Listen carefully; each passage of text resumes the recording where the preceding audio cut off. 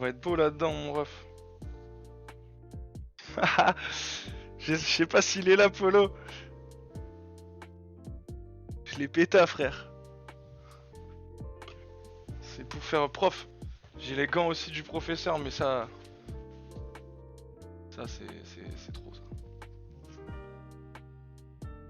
Ah, il sent un peu la tease en plus. Bon. Moi, ce que je vous propose, du coup, c'est... là, je vous fais un petit cours théorique. Je pense que ça durera... ça durera combien de temps? Peut-être 30 minutes, 1 heure max si vous avez beaucoup de questions. Et après on fera une game, donc je pense le tout ça durera 1 heure et demie pour les gros gourmands qui feraient du début à la fin. Yeah mon gars, merci à Tom pour le prime, et grâce à ça bah, je vais pouvoir acheter plein de trucs, genre une baguette, et ça me régale. Le but du jeu, on va peut-être commencer par Hal, c'est de détruire la base adverse. Donc là pour l'instant, vous faites casse les couilles les pubs Paul. Il n'y a pas de gros mots, à moins que celle-ci ça veuille dire autre chose. Mais il n'y a pas de gros mots sur le chat Paul, d'ailleurs faudrait que je mette le règlement un peu plus bas sur la description. Mais attention, c'est la première mise en garde on va dire. Et oublie pas que les pubs c'est fait pour payer tes créateurs de contenu préférés, donc c'est pas tellement relou. Donc le but c'est de détruire la base pour les moins malins d'entre nous je dirais. Et encore je veux pas faire le bâtard. Merci Vopol. C'est là la base, équipe rouge, base équipe bleue. Donc finalement si je suis bleu je dois détruire l'équipe rouge, si je suis rouge je dois détruire la base de l'équipe bleue. Et ça remporte la partie. Est-ce que ça va pour l'instant? Bah si ça va pas là je suis abattu parce que franchement c'est pas la galère pour le moment. Ok, cool. J'ai eu peur d'être la prof de français, tu sais, qui dit est-ce que c'est clair, et que là y a personne qui répond, donc je suis très content. Je vais m'habituer au délai. Très clair, mais je crois que Toto est perdu. Ouais, après Toto il a toujours eu des petits soucis d'ordre scolaire, mais il s'en est sorti, hein. Regardez où il en est, il est parisien maintenant, donc on voit que vraiment l'ascenseur social a marché pour lui, et ça fait vraiment plaisir. On avait vite fait voir dans la partie à quoi ça ressemble. Tac.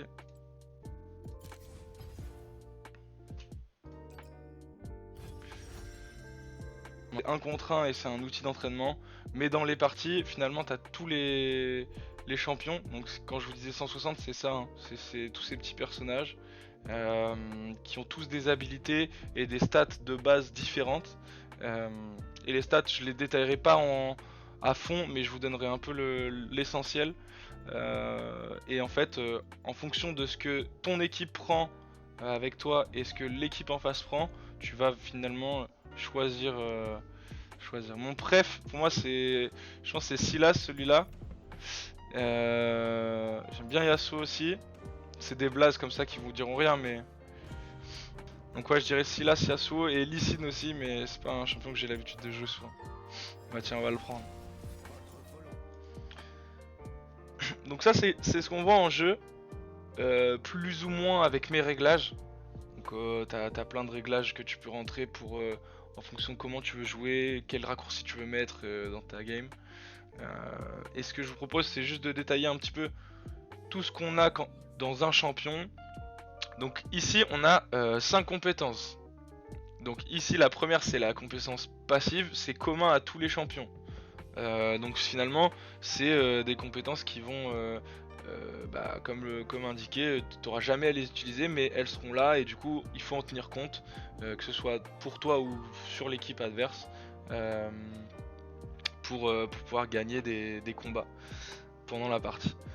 T'as 3 compétences de base qui sont actives, où là en fait bah, tu vas pouvoir les activer en fonction de ce que tu as à faire sur les lanes ou dans la jungle.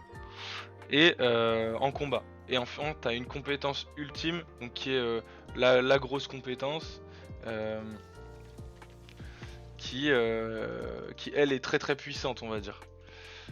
Et en fait, c'est en fonction des niveaux que tu vas pouvoir augmenter tes compétences. Et comment tu gagnes des niveaux comment tu gagnes des niveaux? Bah finalement c'est en récupérant de l'expérience, en tuant des monstres neutres. Donc ça, les sbires ici, ce que je voulais vous montrer tout à l'heure, c'est ça qui va nous donner de l'expérience pour monter nos compétences et de l'argent. Regardez, si je finis... Merde. Je vais finir un creep. Donc là j'en ai tué deux. Un creep, un sbire c'est la même chose, un minion c'est la même chose. C'est des appellations différentes. Bah, j'ai gagné de l'or ici. Et avec cet or je peux acheter des objets qui vont me rendre plus fort. Ça sert à quoi une compétence? Bah comme je te l'ai montré, c'est pour mettre des dégâts, parfois pour soigner en fonction des champions. Tu vois, il y a des champions qui soignent, t'as des champions qui mettent des dégâts, t'as des champions qui mettre des résistances. Donc je vais aller au bot. Donc rappelez-vous là, ici on est au mid. Ici en bas vous avez la minimap, hein. Si vous suivez ma souris vous avez, comme je vous ai montré, le top ici. Vous avez le... Je regarde l'écran voir si ça va bien, mais forcément ça va bien. Le mid ici et le bot. Et par exemple là l'ordi en face, il est au bot. Et donc là Paul, pour ta question, là j'ai mis ma compétence A pour lui mettre des dégâts. Tu vois que c'est pas simple de tuer, tu vois, il faut bien jouer le coup. Et là, mon champion en l'occurrence, quand je réactive, je peux lui sauter dessus. Et lui mettre des dégâts, tu vois. Donc là, je lui ai fait perdre 25% de vie. Tout le jeu, c'est une course à celui qui se développe le plus vite. Parce que quand tu te développes avec, comme j'ai dit, de l'expérience, avec des gens que tu tues, des sbires que tu tues, bah tu gagnes des niveaux ici. Moi je suis niveau 7 là. Tu peux mettre du coup des points dans tes compétences qui vont être de plus en plus puissantes. Et donc ce que je disais, c'est que celui qui a mieux développé ses compétences, gagner de l'or et dépenser son or pour avoir des items, celui qui dans les affrontements normalement sera plus puissant que son adversaire. Mais bref, je rentre à la base et je prends du stuff. Et avec ça, donc vous voyez, il y a plein de stuff différents, mais pareil, je vais pas vous les expliquer, ça pourrait être une vidéo à part entière. Et moi, je veux juste que vous puissiez comprendre les grandes lignes du jeu. Une fois que tu as les ressources, il faut les dépenser. Parce que si tu arrives sur des moments où il y a des affrontements pour des objectifs neutres, et ça je vais vous le détailler, les objectifs neutres, je vais aller lui dire bonjour. Ça c'est un des objectifs neutres du jeu. Si t'as pas dépensé ton argent, finalement ton avantage il est pas réel. Il est bon, ok, t'as beaucoup d'argent mais tu les as pas dépensés, donc dans les affrontements tu vas pas être plus fort que ça. Donc c'est hyper important de rentrer à la base avant qu'il y ait des objectifs neutres qui apparaissent sur la carte, et ils apparaissent à des timings que tous les joueurs connaissent, hein. C'est pas aléatoire du tout, pour pouvoir être là et jouer les objectifs neutres. Les objectifs neutres, c'est finalement des ressources, des super ressources on va dire d'équipe généralement, qui vont permettre encore une fois d'avoir un avantage sur l'équipe adverse, pour toujours avoir comme but de détruire ça chez nos ennemis que je peux invoquer. Donc, par exemple, je vais vous montrer. Donc finalement c'est un double avantage quand on a ça, et on essaie de se battre pour l'avoir. Il kiffe trop les slips, ouais mais c'est... Enfin bref, il suit une thérapie pour ça, mais c'est pas le sujet du jour. En tout cas on te souhaite beaucoup de courage dans ta thérapie. Donc voilà, j'ai fait apparaître ce petit monstre que je suis allé récupérer là tout à l'heure, en sachant qu'une fois qu'on l'a tué, je crois il y a ces 6 minutes du coup, où il y a 6 minutes de délai, et il y en a un autre qui apparaît, et à 20 minutes c'est un monstre plus gros. À la rigueur je vais rester là jusque 20 minutes. À 20 minutes c'est un monstre plus gros qui apparaît, et là ça donne des golds à toute ton équipe quand tu le tues, et ça donne aussi des stats. D'ailleurs les stats, putain ça fait... En fait à chaque fois je me dis il y a trop de trucs à expliquer, mais là je pense que dans l'ordre c'est assez cohérent. Mais les stats, c'est ici, vous l'avez trouvé là. Donc ça c'est l'AD. Si vous voulez, il y a deux types de dégâts, qui sont les dégâts AD, qui en fait les champions sont répertoriés généralement comme ça, soit AD soit AP. attaque dégâts et attaque puissance. Je sais même pas si c'est pour ça, mais sûrement. Et donc dégâts, vous voyez là, c'est des dégâts avec mes coups auto-attaque, donc juste en cliquant. Et AP, généralement c'est pour des personnes qui doivent lancer leurs compétences pour toucher les ennemis. Je jouerai peut-être un AP après pour vous montrer la différence.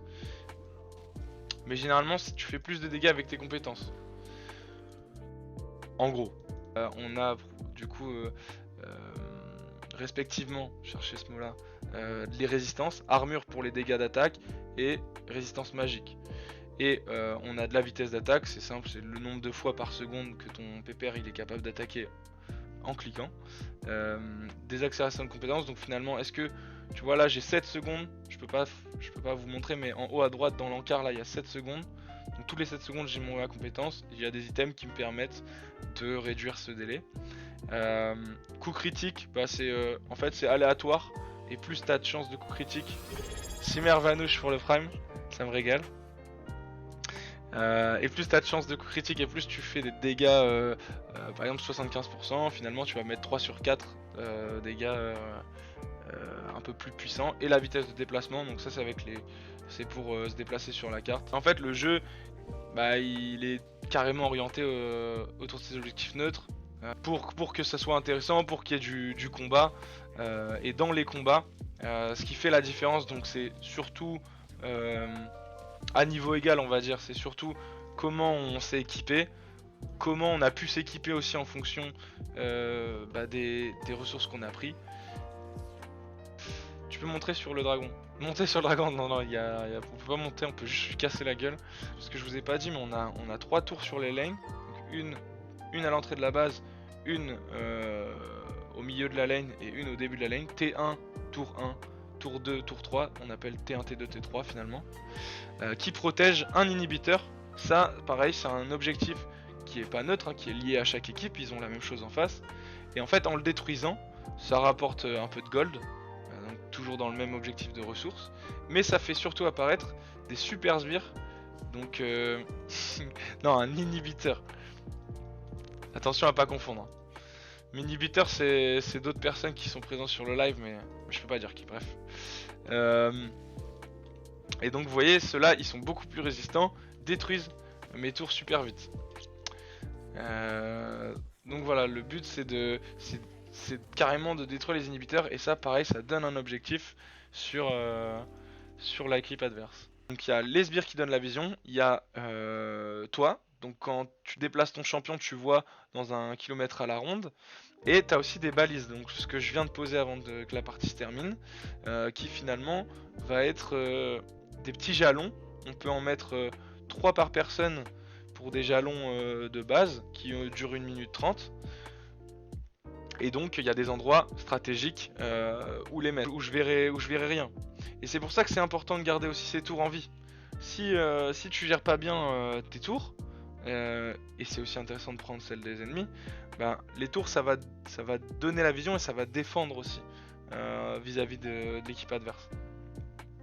Donc si moi j'ai perdu une tour et que le gars il fait que de pousser ici, bah on va avoir plus d'incertitude sur où il se trouve dans cette partie de la carte, et du coup moi ça va être dangereux de venir ce qu'on appelle face check ou de venir me balader sans vision.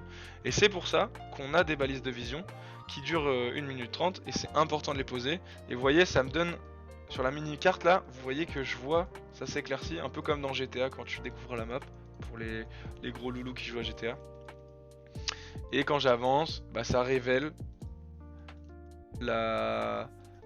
juste en face de moi autour. Et par exemple, si je mets une balise de vision devant le buisson, bah derrière j'ai pas la vision. Là je sais pas ce qui se passe, il peut y avoir quelqu'un. Mais si... Et par exemple, si là ce coup-ci, je le mets dans le bush, et bah là je vois tout autour. Donc en fait les bush, c'est avoir le contrôle des bush, c'est hyper important. Et d'autant plus si vous avez suivi, bah, quand il y a des affrontements neutres en fait. Donc, le but c'est de avoir la vision et de nettoyer celle de l'équipe adverse. Comme ça, par exemple, nous on peut faire ce qu'on appelle une blague, mais en fait on peut faire un piège. Genre eux ils viennent dans ce buisson, on a la vision et bam on envoie tous nos spells et on les tabasse. Bah, en vrai ce qui est cool aussi avec le jeu, c'est que t'apprends tout le temps, tu vois.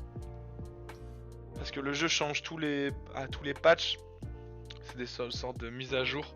Le jeu, il évolue tous les mois à peu près. Il y a des petites mises à jour, des ajustements en fonction de certains champions avec certains items. Et puis quand ils font un changement, ils se rendent compte qu'en fait ça modifie trop le jeu, donc ils refont un peu en arrière, puis ils remontent. Donc au final, il y a beaucoup d'ajustements qui rendent le jeu très intéressant. Et pour débuter, tu conseilles de quelle sorte de champion? Bah moi je conseille peut-être de jouer top ou mid parce que c'est un gameplay où t'es seul et du coup c'est tes erreurs et quand tu réussis c'est tes victoires, tu vois. Donc que ce soit des petites victoires, des grosses victoires. Déjà en termes de rôle avant les champions, je dirais mid ou top. Merci d'être venu à tous ceux qui sont venus, merci pour les abos. À plus.